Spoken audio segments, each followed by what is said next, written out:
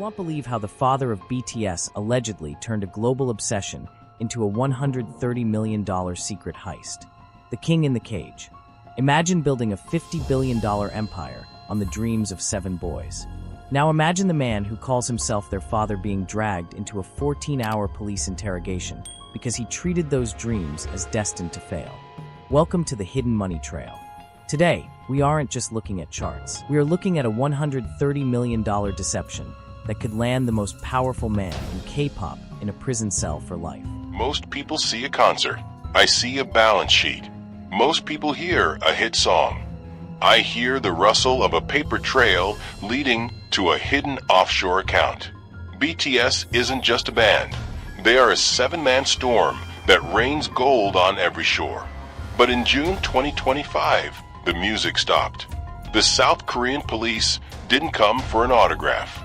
They came for Chairman Bang Si-hyuk. Is it possible to be the most successful producer in history and still be the biggest thief in the room? I followed the no IPO lie from 2019 right into the vault of a 190 billion won secret. Grab your calculators, folks, because we are about to perform an autopsy on a K-pop empire. Who is Bang Si-hyuk, the architect of dreams? To understand the crime, you have to understand the man. Bang Si-hyuk, known to the world as Hitman Bang, wasn't just a CEO. He was the father of BTS. In the early 2010s, he took 7 teenagers from the streets of Seoul and turned them into a global phenomenon. He was the ultimate vibe architect. He built an emotional bridge between the band and the fans, the army. But while the fans were buying albums, Bang was buying the board members. You see, Bang's relationship with BTS was built on fatherly love, but his relationship with the books was built on cold-blooded leverage. He stayed close to the fans, tweeting, supporting, and crying at concerts. He made the world believe that Big Hit was the underdog fighting the big, bad K-pop corporations. It's the perfect cover. If you're the good guy, nobody checks your pockets while you're hugging the orphans. But even a saint needs a CFO, and Bang's financial strategy was less about music and more about market manipulation 101. The IPO and GDP. Before we dive into the heist, let us talk about how big this BTS economy actually is. They aren't indeed just selling songs and CDs. They are carrying the weight of a nation. Let's talk GDP. That stands for Gross Domestic Product. Think of a country like a giant bakery. The GDP is the total value of every loaf of bread, every croissant, and every cookie that bakery makes in a year. BTS alone contributes about $5 billion a year to South Korea's GDP. That's like 7 guys walking around with a small country in their back pockets. Imagine you have a lemonade stand that is doing really well. An IPO is the moment you stop owning the stand by yourself and you sell slices of the stand to the public. Each slice is a stock. When people buy those stocks, they give you a mountain of cash so you can build 1,000 more lemonade stands. In 2019, every investor in the world wanted a slice of the BTS lemonade stand. But Bang Si-hyuk told them, the stand isn't for sale. The big lie, the no IPO bait and switch. What do you do when the world's biggest investors are knocking on your door? In 2019, Bang did something very specific. He told his early investors and employees, "We are not going public. There will be no IPO anytime soon." This is where the forensic trail gets spicy. If you're Bang Si-hyuk, you tell them to go away, while secretly opening the back window for yourself. Because he said no IPO, the value of the company stayed low. If you think a company will never go public, the shares you own are like a vintage car that you can never drive. They are worthless in the short term. Bang talked those early investors into selling for pennies, reclaiming the keys to the kingdom for himself and his circle. He told them, "Hey, this company is just a small music label. Take this little bit of cash and run." It's like telling someone their winning lottery ticket is actually a grocery coupon and offering to trade it for a stick of candy.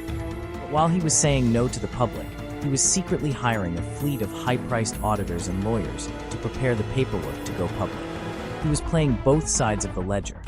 Now, let's look at the Capital Markets Act. In simple terms, this is the rule book that says you cannot lie to people to make money on the stock market.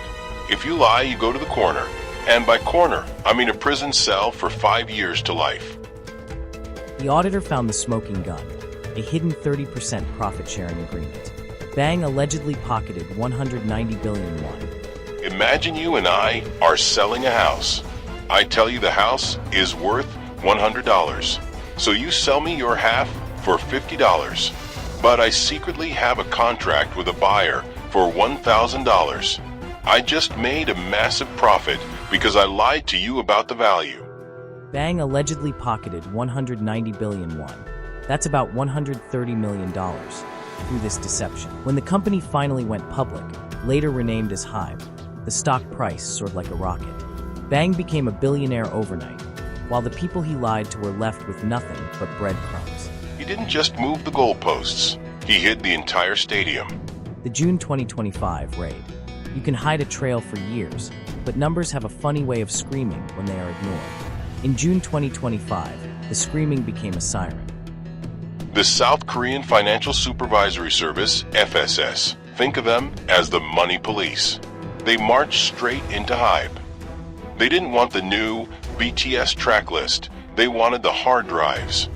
They spent 14 hours questioning Bang Si-hyuk. The father of BTS was now subject A in a criminal investigation. How did he get caught?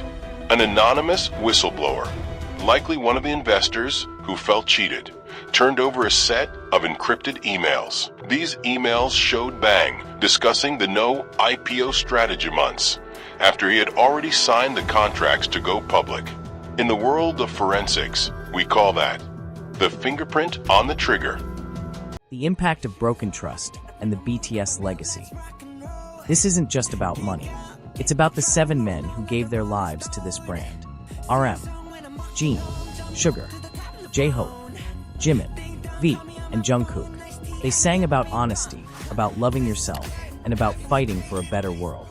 While they were off serving in the military, their mentor was allegedly using their brand as a personal ATM. If Bang goes down, it puts the entire $50 billion BTS economy at risk. Think of HYBE like a giant skyscraper. BTS is the foundation, but Bang Si-hyuk was the architect who allegedly used cheap cement while charging the owners the price of gold. If the architect is a fraud, does the building still stand?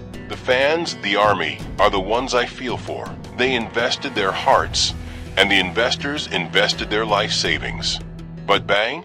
He allegedly invested in a one-way ticket to a 190 billion won deception. It's time for the final verdict. Is it worth doing a story on BTS? When a band becomes a country's identity, and the man behind that identity is accused of treason against the market. It's not just a story, it's a warning. The Capital Markets Act doesn't care how many Billboard hits you have. It doesn't care if you discovered the biggest band in the world. It cares about the truth. Bang Si-hyuk faces the fight of his life. If proven guilty, the hidden money trail ends in a prison cell. I am the auditor. I don't just follow the music, I follow the money. And this trail is far from over. The full investigation is loading. Make sure you're subscribed to NakedMetrics.